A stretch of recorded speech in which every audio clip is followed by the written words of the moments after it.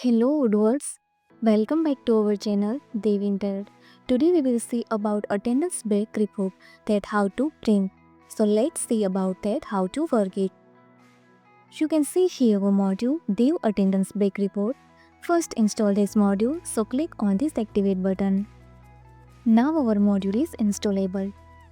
First go to Employees app and see here this menu for print attendance break report. Now click on Add here start date like a 25 and end date is 27.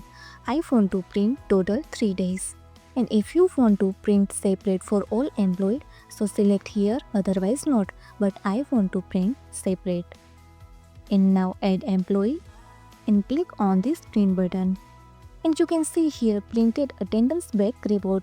I selected start date 25 and end date is 27. So display here total 3 days and select total 3 employees. So display here Peterson, Anita and this Adri. Also display employee with check-in and out time and display here total break time. If you found this helpful, do it like, share and subscribe. Thanks for watching this video.